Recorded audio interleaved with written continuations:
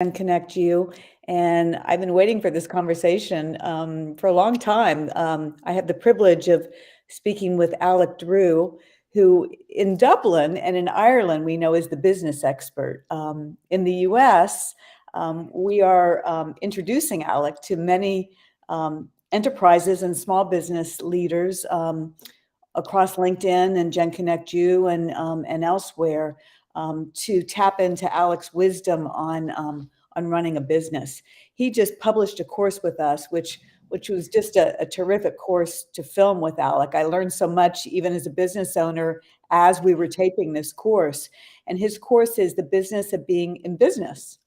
And he provides practical tips for running any business. And I can say, as an entrepreneur for all my life, I couldn't believe what I didn't know. So without further ado, then I'm introducing Alec Drew. How are you today, Alec? I'm fantastic, Nancy, and great to see you again, albeit virtually. Yes, yes. Well, thank you for taking the time. I guess we'll just get right into it. What ignited your idea to help people learn how to run a business? Because it's very different than being an entrepreneur, where you're inside a major company and you think that you're the boss when you're really not. It's quite interesting. It only probably took me about 35 years to find this, even though it's hiding in plain sight all around. And what we tend to forget is that so many people, and whether you're in professional services, and so therefore you get your architecture degree or chartered surveyor, whatever it is, one of the things not included in that whole course is actually how to run a business. And it dawns that we all get thrust out into the world and said, go find your way. And believe it or not, what I discovered is no matter what size organization you have, whether you're a solopreneur or whether you're running Google, business can be divided into two very distinct parts. The first part is the knowledge, skills, and expertise that you bring to your particular sector. Okay, that's one part of it. But the second part is common, and that is all the skills needed to run a business. Large organizations typically have in-house all of those skills. So whether it's HR, recruitment, accountancy, legal, they have them all in-house because they have the resources to do it.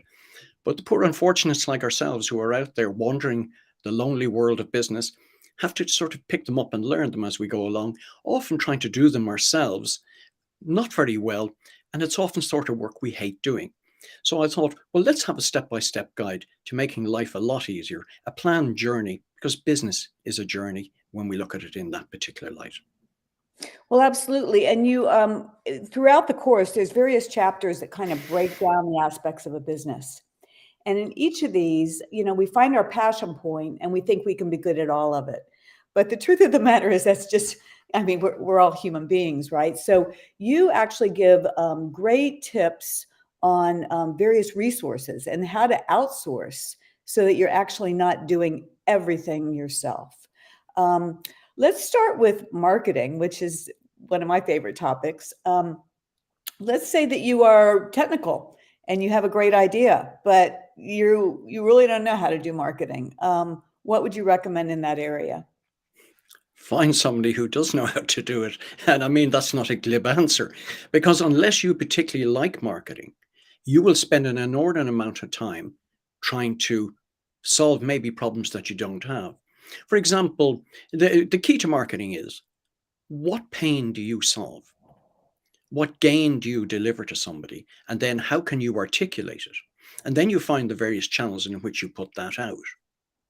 Now, that requires you to do a bit of homework. Number one is to solve that first thing. Why me? In a world where you cannot be seen to be different from your competitors, you will find yourself competing in price. Now, competing in price is fine if you've got a consumable product where you're selling huge volumes of them. But in professional services, you're looking to sell a unique service to people. So the first thing is to understand, what is it I do that is different to my competitors and that I can articulate in a way that my audience resonates with? When you have that piece done, then I suggest you find the people who can put that out across the right channels for you. If you have a real interest in social media, then refine the channels of social media that best reflect the audience that you want to target. And the more specific you can be in understanding that audience, the more likely it is you're going to get traction. For example, I know a businesswoman here in Ireland who has actually defined it right down. She can tell you within 10 years the age of the person, the gender of the person, what their background is, what type of sports they have. She actually has it refined down, and she gave them a name, a female name. Let's call it Mary for the sake of it. So her audience is Mary, and Mary is typically, and she'll call it out in exact detail. So she now knows that when she sends a message out, it'll be targeted at the Marys of the world, and they will resonate with it. And that's the success of her business. Yeah, fantastic. I mean, outsourcing social media, even if you are a marketer, that's such a specific skill that is just I think it's a must-have with almost any small or medium-sized business for sure, if you don't have the luxury of hiring a full team in-house. In that particular chapter, you also talk a lot about bespoke messaging. Can you go into that a little bit? How do you really define and then refine your bespoke message so that you can articulate it, the old elevator pitch? Yes, and I must say, it's an expression I particularly dislike, elevator pitch, because it sounds like you're trying to sell something to somebody. When in fact, what you're trying to do is deliver a message that will encourage the listener to ask you a question. So, a story I always remember where I learned this over 25 years ago. Myself and my business partner were in an elevator in Hong Kong. And the two of us are there, and two other gentlemen joined us on about the whatever 45th floor. And each one engaged each other in a conversation. And as we arrived in the reception, we stepped out and we looked at each other, my partner and myself, and we smiled because we actually told two different stories to the two different people about our business. And there and then we decided we better get that act together. It was actually quite funny at the time. We were talking about nearly two different businesses because not alone were we talking, but we were listening to what the other was saying. So what can you say? So for example, I would say to people is this: why don't you piggyback my 40 years of business experience to shortcut your own journey to destination success? Of course, you can do it yourself. It'll be long, it'll be expensive. But why not take a guide with you on that trip? Do we have time for a quick analogy, Nancy? Well, of course we do. I love anything you want to share, of course. I want you just to take something. Business is a journey, and I want you to imagine you're traveling from, let's say, Houston, Texas, to Cambodia. On the surface of it, that's quite okay. But it's only when you start breaking down the steps of it. So, is there a direct flight from Houston into a major airport in Cambodia? My passport, is it up to date? Do I need special travel documents? Do I need vaccinations? When I arrive on the ground, where will I be in relation to where I'm staying? Have I booked in where I'm staying? Am I going to visit the various sites and historical pieces that are there? How will I get there? Will I have a guide with me? And when you start looking at all of the little pieces, it suddenly becomes a project. Business is exactly the same. But what happens is somebody says, I'm going to set up a business, and in 5 years' time, I'm going to be a millionaire. That's like me saying, I'm in the middle of Houston, I'm going to Cambodia, and that's it done now. Off we go. So planning is a key part. And once you understand the steps, and that's what's built into this course, there are certain steps to take.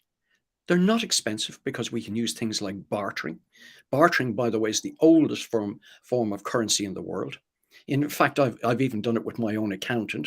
So in other words, I offer a particular service, a writing service to an accountant, and they're happy to provide accountancy fees. What service could you offer to the various people that you need to augment your business? And you don't need them full time, but you need that support mechanism. What could you do to trade and barter your services?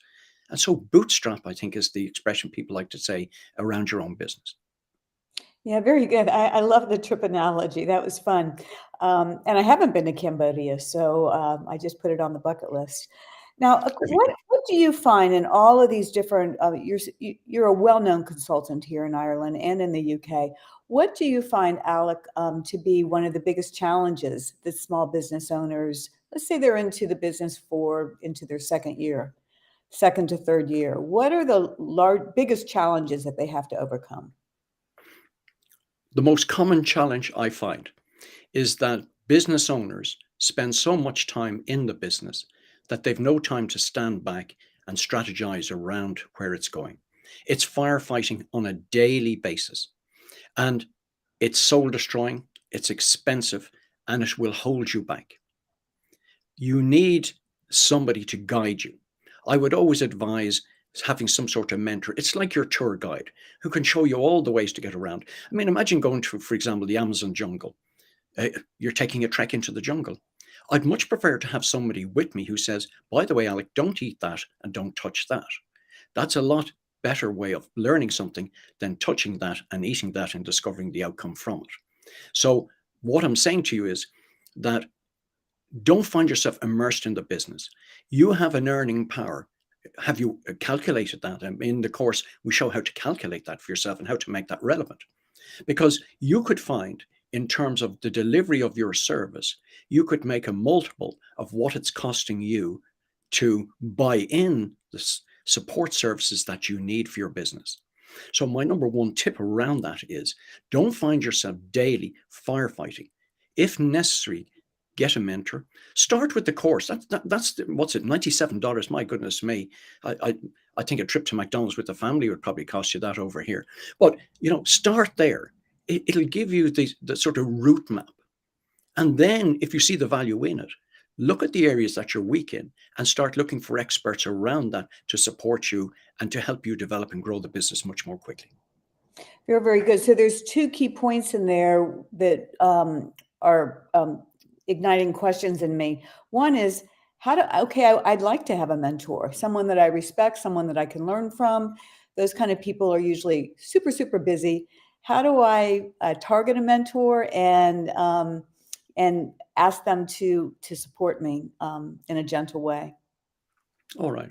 I think there's three key words in terms of business, and it refers to networking, but this is relevant here as well. Know, like, and trust. We need to get to know somebody. We need to like their service offering and the way they present it to it. And we trust that they will consistently deliver it in a way that benefits us. Uh, you can find people through networking groups, chambers of commerce. You may connect into other networking groups. For example, I set up one in response to COVID here for a whole group of business people. We have over 200 in it. There's actually no cost to join it, called virtualbon.com. And people come in every Friday from Frankfurt, from the UK, from all sorts of places, just to meet up and have a chat. Now, it's different to the other models like the BNI models and the venture, which are very, very prescribed and fairly much focused on delivering business. And yet, from my 30 years of networking, what I've discovered is that this is about relationship building. And once you start building relationships and trust with people, you have to give as well. You need to let them sample it. It's a bit like food. When you get something and you taste it and you go, wow, I like that, then you're more inclined to go out and buy it more regularly. And the same with people. You're looking for a fit. You're looking for somebody who you can resonate with, who you kind of can ask questions, who you can have confidence in. And the confidentiality, which is a very, very important aspect of the business, is also there. But you want somebody who's there for you. Can I suggest how to ask a question? Because the great news is there's loads of free advice available for nothing out there. And the question should always start with, would you mind very much if I asked you? And it could be somebody that you're thinking of that's in business. Would you mind very much if I asked you to join me for a coffee someday? Most people would probably say yes. They might ask, what's it about? Listen, I would really appreciate your advice, your experience. I'd appreciate your advice. Okay, that's fine. Arrange to meet them somewhere. But then the next thing to say to them is, I respect your time. So can you tell me just how long you've got? Oh, I've about 20 minutes. Now you've shown respect for their time. Have a point, have a question to ask them. They will share their answers with you. And then finally, Don't stiff them with the coffee. Make sure you pay for it. I've seen people do that in the past. That's terrific. So know, like, and trust. Very, very good and excellent advice on how to ask for advice or a mentor. What about just valuing your own worth? You alluded to this earlier, where as a business owner, you find yourself just doing so many things in the course of a day, and you don't even equate the time that you spend to your own personal value. How would you put a number to what your value is as a business owner? All right. That's easy. It starts with, okay, let me think of this in two parts. Number one, this is just a piece of advice. Unless you're in a consumable product where there's volumes being sold and you don't have repeat customers, or there's a lot of customers involved. Um, that's one way in which you transact with people.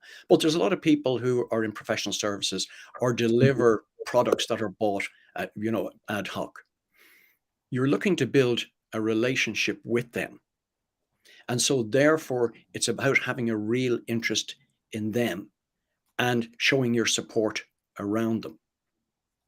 The other side of that, sorry, Nancy, I missed the second part of that. What was it? Well, just how to know what your value Oh, is. yeah, sorry, your value. Yes, yes, yes.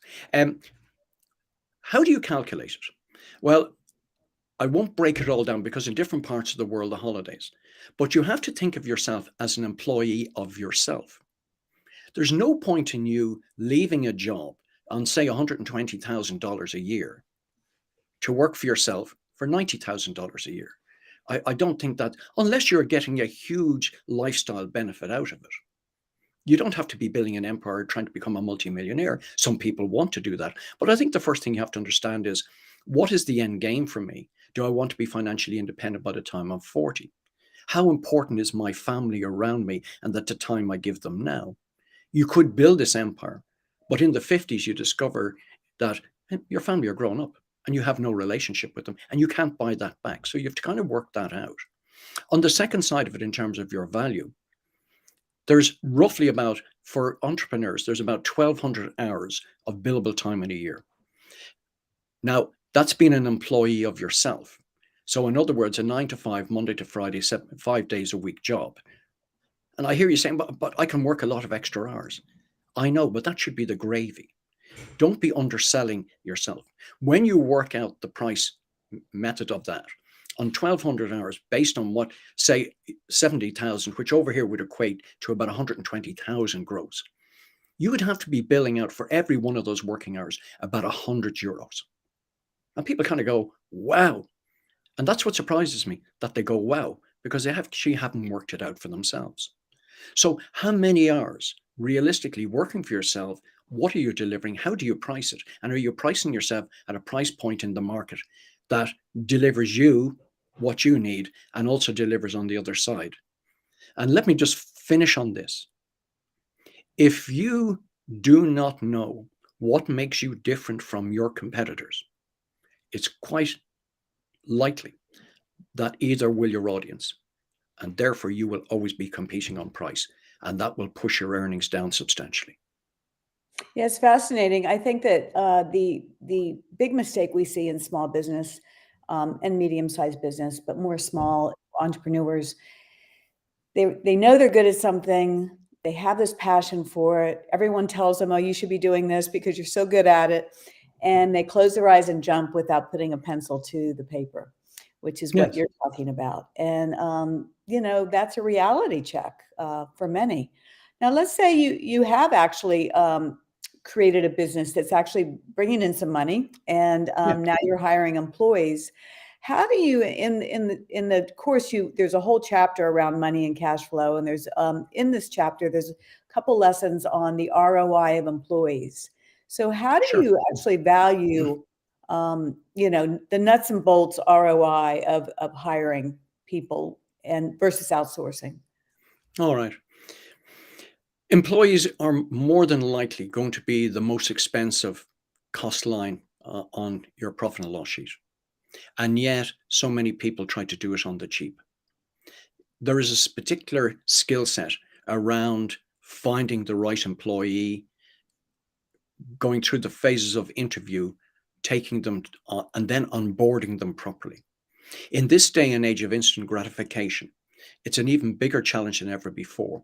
Because if I go back a generation, it was expected if somebody joined an organization, they might stay there for most of their life. Now, if you get 3 to 5 years out of them, that is a huge amount of time. The cost, by the way, if you lose somebody, is probably about half a year's salary just to replace them. So if you're paying them $50,000 a year, the cost to replace them is about $25,000. And you're thinking, how does that work out?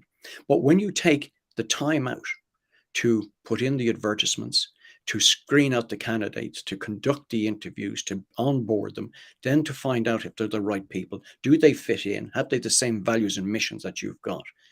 That can take up to 6 months within your organization. And you might then discover they're the wrong people. So my sort of advice around all of this is you should use professional advice. Now, for a lot of small businesses, they can't afford the fees that recruitment agencies have out there. However, recruitment agencies will do a deal with you. Say they'll let you place the advertisement. They might actually help you write the advertisement. They'll let you have a look through the candidates, or they may screen the candidates. You can buy and chop and change the bits and pieces that they offer. So their journey is from helping you write it to all the way to the final recruitment. But there's about 6 or 7 stages in between. You can buy those individual stages. So, for example, you might have shortlisted 3 people. You get somebody from a recruitment company who can sit in and listen to the interviews and conduct the interviews, and that might just cost you a few $100s and save you a lot of grief down the line. In terms of, by the way, in billing out their time, there's multiples, and that's in that chapter I talk about as well. Absolutely. And the whole paradigm around employees billing by the hours, outsourcing companies that you've outsourced billing by the hours versus flat fees. Do you have an opinion on which way to go on that? You bet I have. Yes. Let me just talk in terms of billing by the hour. In terms of professional services, mainly in the legal and accountancy side, it's quite accepted to be billing by the hour. And there's accepted rates within those sectors. So, for example, if you were making a proposal to, say, a legal practice or to an accountancy practice, you might say, well, I'll provide 3 seniors at, say, $200 an hour, 2 juniors at $100 an hour, and X number of hours against it. And that'll probably come in quite acceptable. But for the rest of us out there, we hate billing by the hour. And I would suggest to most people, don't do it. Because in the back of our mind is they're going to stretch this project out to suit themselves. And so now we're forming in our mind a lack of trust in somebody who actually might be delivering a great service. So what you need to do is look at the project and, based on your experience, work out how many hours you think it'll take. Maybe add a couple contingency ones in, and then put a price on it. So let's say it's, in your mind, it's $200 an hour. It's going to take about 7 hours to do it. You will quote out the project price at, say, call it $1,400. Well, let's call it $1,425, because people don't like rounded numbers. They feel they're made up. So we'll call it $1,425 plus taxes. And if somebody says to you, how did you calculate that? You say, that's based on my knowledge and experience of what it takes to deliver a project like X. And that's what I'm charging for it. And resist the temptation to try and break it into hours. Fascinating. And if it's a consumable product, like genconnectU, we sell subscriptions, but we also sell the courses a la carte. Any advice on competitive analysis or price points in general? I think all I can say to you is this, Nancy. Again, you and I, through this sort of relationship, are in a very, very busy part of the world. And so, in the business world, I'm talking about, of course. And so, therefore, what we're trying to do is show the value we deliver. Even something as simple as this interview, where I'm already sharing knowledge, which you will find on the course for free. Every week, I'm sharing pieces for free on my website, which is alecwdrew.com. New resources. People sign up. Does it cost them anything? No. But what you will find in business, there's an expectation of giving. And when you give, then you shall receive. But if it's always on your side where you're trying to continually push and sell, then people start pushing back against you. Yeah, I think so. Well, you're an incredibly generous person, and well done, by the way, on starting that group during COVID. I'm sure that that was much more valuable to many, many people than you even know, in terms of sharing those tips and that wisdom and keeping people on track during a very difficult time. So that is, I think, a fantastic example of generosity and giving back to an industry without really you didn't expect clients to come back out of that. No, there's no revenue model around it, and there isn't for the foreseeable future. And really what's happened is it was about bringing people together. It was based on a model that I had set up about 10, 12 years ago for a Chamber of Commerce here in Ireland. And I really felt that the business community was getting isolated. And so we adapted very quickly to Zoom. And that's one of the things I must say as SME and small entrepreneurs, your ability to adapt in the face of adversity. This is what separates you out from the larger organizations, which are like huge ships that take forever to turn. You have that ability, to suddenly change tack and move into a different area. For me, my audiences generally were standing up in front of them in the flesh, as they say, and talk to them. And suddenly that was wiped out overnight. So I found a completely new business online. That's not me being brilliant. That's me surviving. And that's what we all as business owners need to do. So I think, use technology, work your way through. You'll get to there in the end, but make sure you have a route map for it. Brilliant. Well, Alec, we really have only scratched the surface. There's tons of tips in the course that break it down.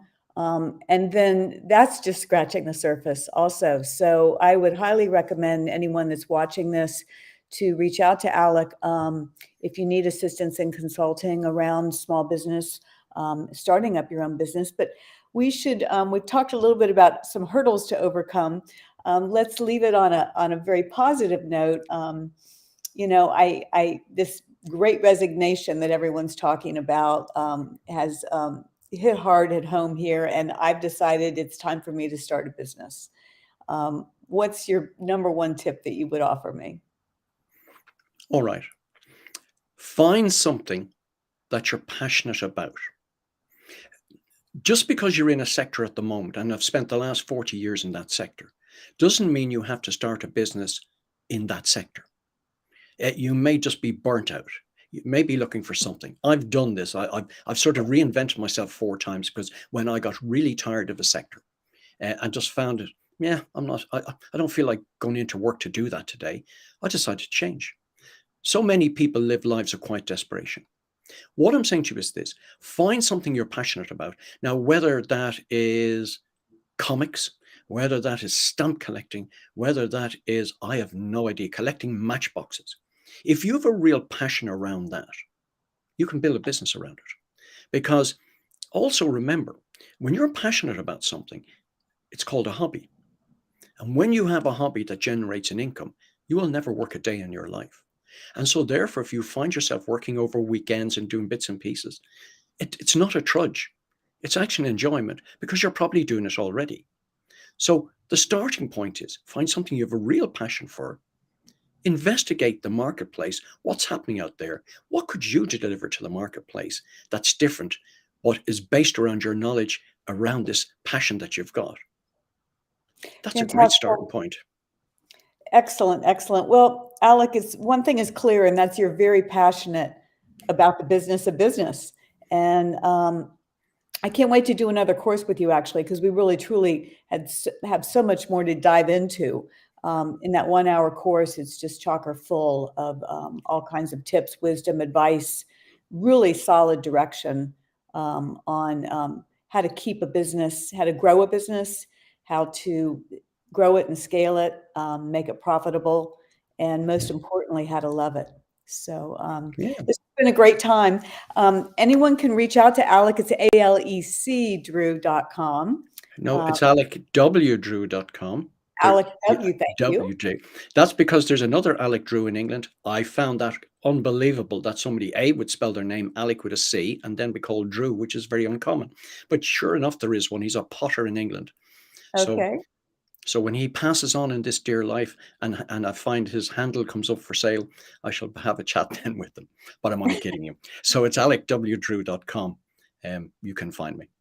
Okay, and also on genconnectU, under career, business, entrepreneurship, about 6 different categories your content crosses into, under Alec W. Drew. Thanks, Alec, again. Have a great weekend, and it's only Thursday, but I guess we can play Hooky Friday if we want to, since we own our companies.